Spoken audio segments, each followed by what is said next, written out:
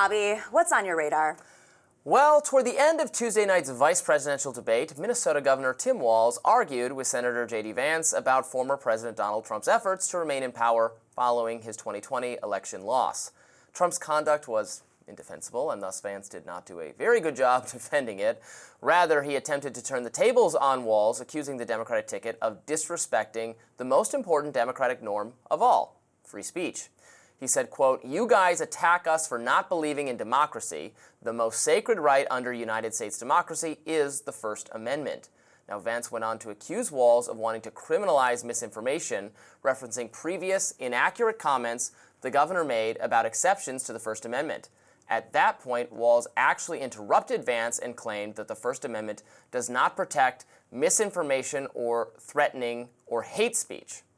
It's a damning non-answer for you to not talk about censorship. Obviously, Donald Trump and I think that there were problems in 2020. We've talked about it. I'm happy to talk about it further. But you guys attack us for not believing in democracy. The most sacred right under the United States democracy is the First Amendment.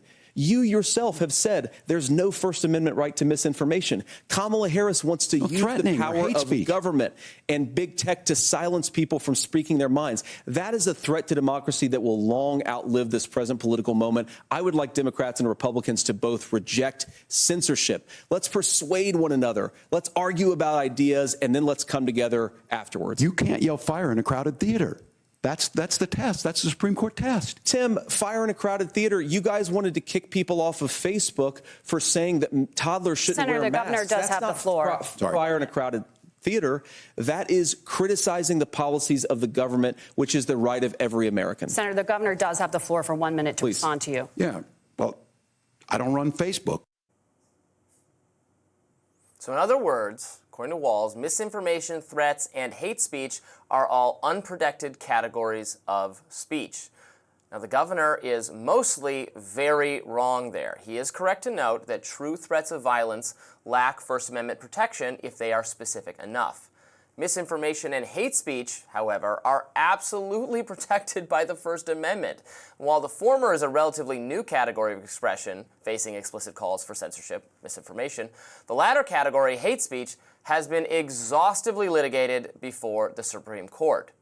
Now, pay attention to what Walz said there. He had defended his position by glibly asserting that it is constitutionally impermissible to yell fire in a crowded theater. He said that's the Supreme Court standard. And it's an often expressed sentiment. We hear it all the time. It's also completely and utterly false. Let me say that again. It is false to say that that is the standard. It comes from a Supreme Court opinion, an odious opinion, in the 1919 case Schenck versus the United States, in which the majority held, in that case, the government could stop people from distributing leaflets opposing World War I. Justice Oliver Wendell Holmes likened such activism as akin to yelling fire in a crowded theater. In other words, he believed that raising doubts about the desirability of U.S. participation in such a global catastrophe was dangerous and could be prohibited by government. Today, we recognize that right to criticize U.S. military policy and oppose foreign wars is obviously an essential component of the First Amendment. And today, the Supreme Court agrees, because Schenck was gradually overturned by subsequent First Amendment-related decisions. The right to engage in speech that the government might deem reckless, dangerous, or hateful was explicitly affirmed in the recent case in 2017, Mittal versus Tam, in which Justice Samuel Alito observed, quote, "The proudest boast of our free speech jurisprudence is that we protect the freedom to express the thought that we hate." In other words, hate speech. Could not be more simple than that. Hate speech is protected by the First Amendment. People should stop saying otherwise. Now, it shouldn't be surprising. After all, if hate speech constituted unprotected speech, it would create all sorts of problems. I mean, what counts as hateful speech? It's purely subjective. Religious people, for instance, might find blasphemy to be hateful, but it's sufficiently obvious that the federal government cannot criminalize criticism of religion. Similarly, political figures might determine that their opponents running attack ads against them are examples of hateful messaging. Sometimes those messages are hateful. But if censorship was allowed on this basis, there would be no end in sight. It just doesn't make sense. Now, it's incredibly common to hear otherwise. Informed persons try to draw some distinction between hate speech and free speech. They are misinformed. From the standpoint of the First Amendment, there is no recognized difference. End of story. Hate speech is free speech.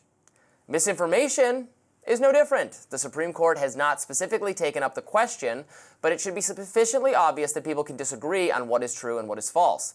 The Enlightenment principle that undergirds the First Amendment and democracy itself is that the best way to counter bad information is to allow everyone to speak.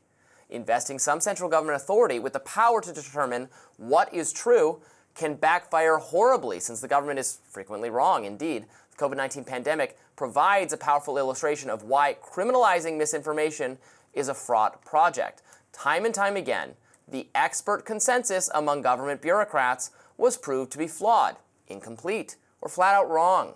People need the right to disagree with one another and with their government. Thankfully, Americans do enjoy that protection under the First Amendment. There is no misinformation exception. I can't say it enough times. Now, it's true that many progressive elites wish they had the power to censor misinformation. Take, for instance, former Secretary of State John Kerry, who recently lamented that the First Amendment was a, quote, major block to tackling this problem. Let's watch. If people go to only one source, and the source they go to is sick, and has an agenda, and they're putting out disinformation, our First Amendment stands as a major block to the ability to be able to just, hammer it out of existence. So what we need is to win the ground, win the right to govern by hopefully having, winning enough votes that you're free to be able to implement change. The tone of Kerry's remarks there suggests that he is not altogether thrilled about this situation. Winning the right to govern? Does he mean winning the right to limit the First Amendment? But as he begrudgingly acknowledges, the U.S. is different from every country on earth in that its laws significantly constrain the federal government's speech-related policy making.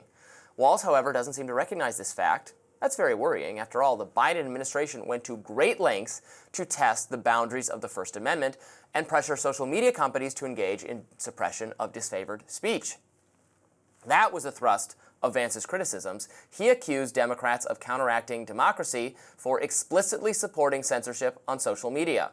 Walz could have neutralized this line of attack by affirming that the federal government cannot and should not work to forcibly remove misinformation and hate speech from internet platforms, but he declined to do so. Worse than that, he clearly considers, Tim Walz does, misinformation to be a form of expression that is beyond the realm of First Amendment protection, but it is not. So I was suitably troubled by what Tim Walz had to say there. Again, these are common misconceptions about the First Amendment. Yes, true threats of violence are not protected. Libel and slander are not protected, but these are very, very narrow categories. You can still make provocative and sometimes violent messaging, and that is protected. What is absolutely protected is hate speech, because there's no category of speech that's hate speech. There's no stone tablets where they say this is hate speech and everything hateful is written down. Supreme Court has not said that. In fact, all recent decisions go against the idea that hate speech could be criminalized, and misinformation is the same way. So fighting words, which is an exception, yes, and that can be interpreted many ways. Now, I'm not saying that there's a lot of things that are not protected under free speech that are very hard to try, and that's why they're rarely tried. Like if you're a public persona and you have been defamed, it's almost, it's not gonna happen. You're not gonna go there. Very rarely do people move forward and fight, take out, it's a lot. I would say it's rightly difficult because we want the bar for that to be pretty high. I mean, other countries that don't have the First Amendment, they have libel and defamation cases all the time where it's hard to even criticize a public figure, even if you're right.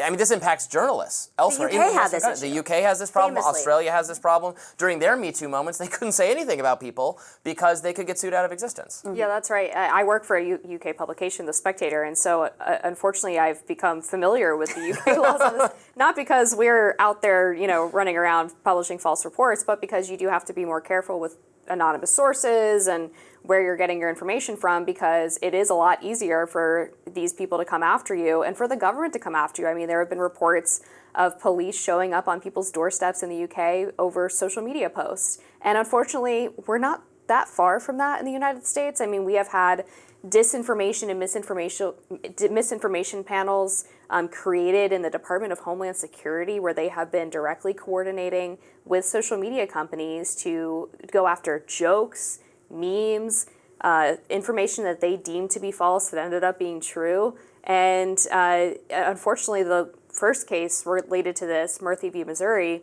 the Supreme Court found that they didn't have standing to sue, but now Robert F. Kennedy Jr. is bringing up a similar case, and it has at least been found by a lower court to have proper standing. The other side of this, and this is a huge, vast interpretation, wild interpretation, is you're not allowed to incite a coup, to overthrow the government. In this modern day and age, perhaps there is an argument to be made that having a vast conspiracy of bot networks, of disinformation folks, people being paid off by, we now know that influencers, whether they're aware or not, were part of a scheme to basically spread disinformation to influence our elections. Now, that has not been brought forward by, as far as I know, by any lawyers or the government, but there might be some sort of internal justification to pressure these tech companies to enforce disinformation, the bots, and the foreign influence, which they don't always do, by the way. They might be in communication because they're in communication over threats,